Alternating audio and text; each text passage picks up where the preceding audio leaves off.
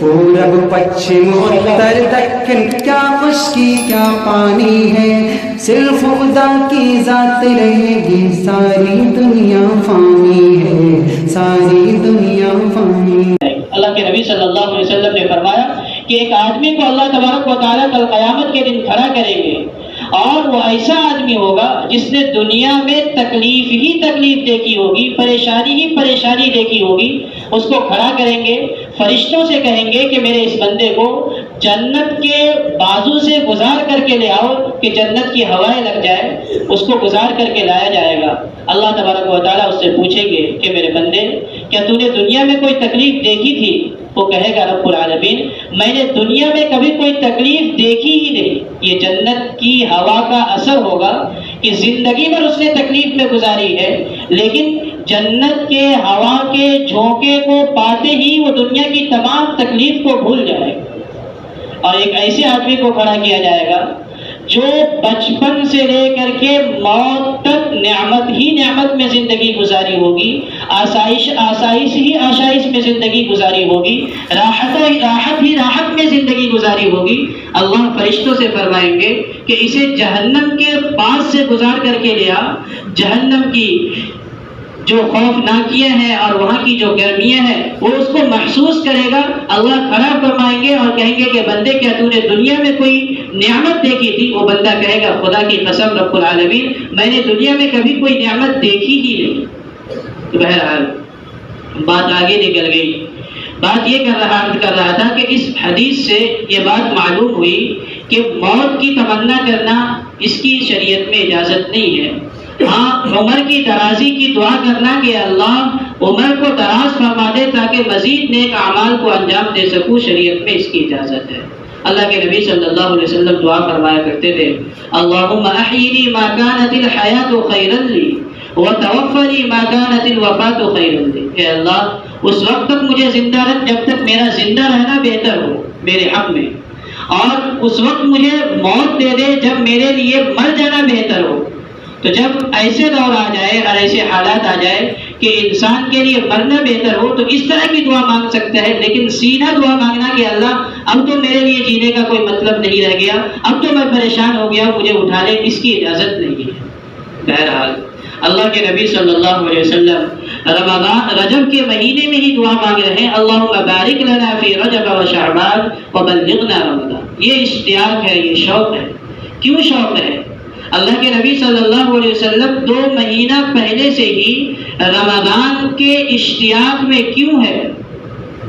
ہم تو یہ سمجھتے ہیں کیونکہ ہم لوگ ظاہر دیکھ کر کے فیصلہ کرتے ہیں کہ رمضان کے مہینے میں روزے ہیں، رمضان کے مہینے میں رات میں تراویح ہے اور یہ عبادت ہے، عبادتوں کا ثواب بڑھ جاتا ہے۔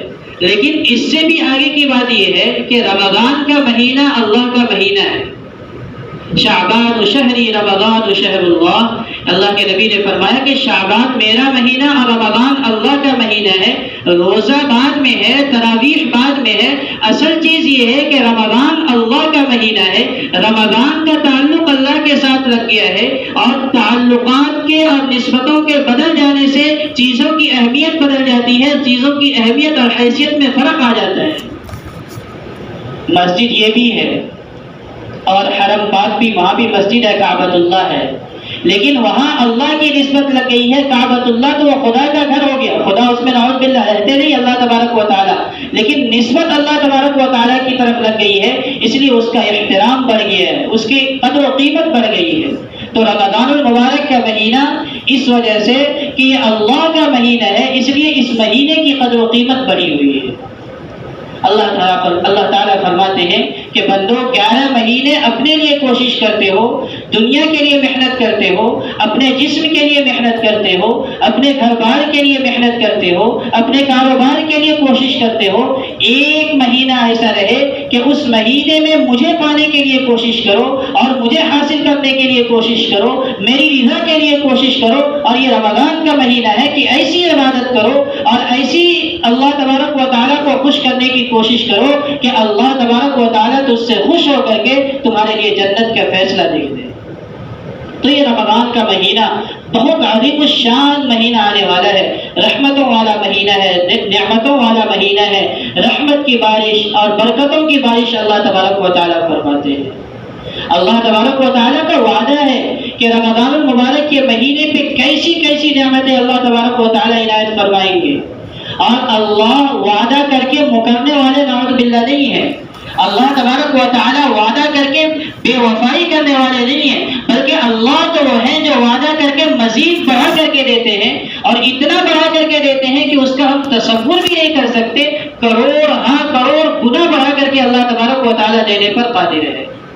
میں آپ سے وعدہ کروں کہ میں آپ کو اتنے پیسے دے دوں گا تو اتنا ہی دوں گا یا کچھ بڑھا کر کے دوں گا، بہت بڑھا دیا، 100 گنا بڑھا دیا، 200 گنا بڑھا دیا، اور پھر ڈر بھی ہوتا ہے دینے والے کو کہ کہیں ایسا نہ ہو کہ میرے پاس سے ختم ہو جائے۔ اللہ تبارک و تعالیٰ تو ایسے ہیں کہ ان کے خزانے میں کوئی کمی واقع نہیں ہو سکتی۔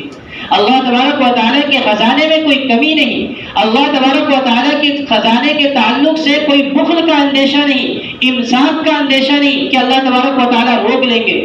دنیا والوں کے پاس ہوتا ہے، لیکن وہ یہ سوچتے ہیں کہ اگر میں نے دے دیا تو بعد میں خراب حالات آ گئے، خراب مواقع آ گئے تو میرا کیا بنے گا، بچا کے رکھتے ہیں۔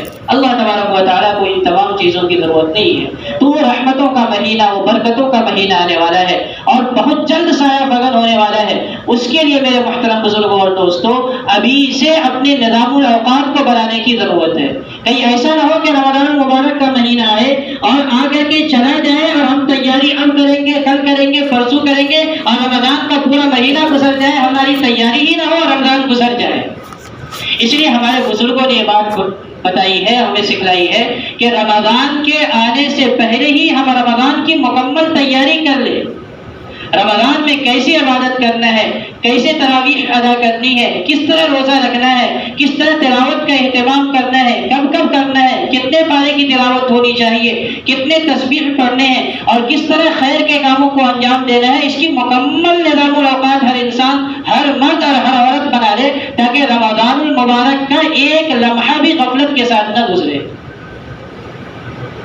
حضرت ابو سعید خدری رضی اللہ تعالیٰ عنہ جلیل القدر صحابی ہیں، فرماتے ہیں کہ رمضان المبارک کی جب پہلی رات ہوتی ہے تو پہلی رات میں جب کوئی بندہ اللہ تبارک و تعالیٰ کی رضا کے لیے ایک سجدہ کرتا ہے، اللہ تبارک و تعالیٰ اس کے لیے آسمان کے دروازوں کو کھول دیتے ہیں،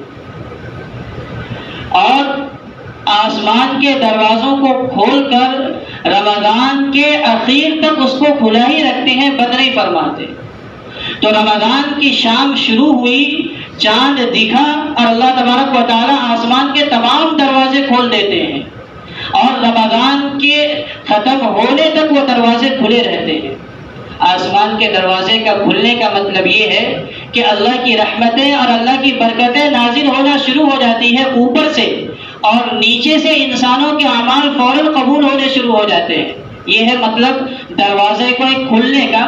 دروازہ کھل گیا تو ہمارا کیا فائدہ، ہمیں پتہ ہی نہیں چلتا دروازہ بند ہے یا کھلا ہے۔ تو حدیث میں جو بتلایا گیا ہے کہ دروازے تمام کے تمام آسمان کے کھول دیے جاتے ہیں، تو اس کا مطلب یہ ہے کہ رحمتیں اور برکتیں تمام دروازوں سے موصلہ دھار برسنے لگتی ہے، اور نیچے جو اعمال بندے نیکیوں کے کر رہے ہیں وہ اعمال ڈائریکٹ اللہ تبارک و تعالیٰ تک فرشتے پہنچانے لگتے ہیں، بیچ میں کوئی رکاوٹ نہیں رہتی ہے۔ تو یہ رمضان کے شروع ہوتے ہی یہ سلسلہ شروع ہوتا ہے۔ پھر فرمایا کہ جب بندہ رمضان کی پہلی رات میں کوئی سجدہ کرتا ہے تو ایک سجدہ کرنے پر اللہ تبارک و تعالیٰ اسے 1500 نیکیاں عنایت فرماتے ہیں۔ یہ پہلا انعام ہے، ذرا تصور کیجئے، اسے اپنے ذہنوں میں محفوظ رکھیے تاکہ رمضان کی پہلی رات میں عبادتوں کا لطف آ سکے۔ فرمایا کہ ایک سجدہ کرنے پر اللہ تبارک و تعالیٰ 1500 نیکیاں عنایت فرماتے ہیں، اور ایک سجدہ کرنے پر ایک سرخ یاقوت کا محل اللہ تبارک و تعالیٰ اس سجدہ کرنے والے کے لیے جنت میں تعمیر کرواتے ہیں۔ ایک سرخ یاقوت کا محل اللہ تبارک و تعالیٰ اس سجدہ کرنے والے کے لیے جو رمضان کی پہلی رات میں ایک سجدہ کرتا ہے، ایک سجدے کے عوض میں ایک سرخ یاقوت یاقوت کا محل تعمیر کرواتے ہیں.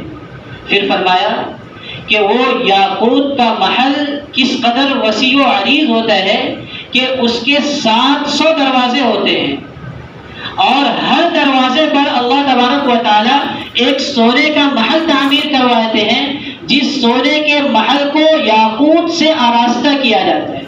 تو یاقوت کا ایک محل اور اس محل کے 700 دروازے، اب ان 700 دروازوں میں سے ہر دروازے پر ایک مزید سونے کا محل جس کو یاقوت سے آراستہ کیا جاتا ہے. ایک سجدے پر جو رمضان کی پہلی رات میں کوئی بندہ یا بندی کرتا ہے یا کرتی ہے، اللہ تبارک و تعالیٰ اس قدر عظیم الشان محل تعمیر کرواتے ہیں. ذرا تصور کرے کہ کسی آدمی سے کہہ دیا جائے کہ ایک رات تم کھڑے رہ جاؤ یا یہ کام انجام دے جاؤ، ایک رات تم یہ کام انجام دو گے تو 10 بائی 10 کا ایک کھولی دے دیں گے، ایک روم دے دیں گے. تو وہ کہے گا ایک رات نہیں، میں 10 رات جاگوں گا، خالی آپ میرے نام پر کروا دو.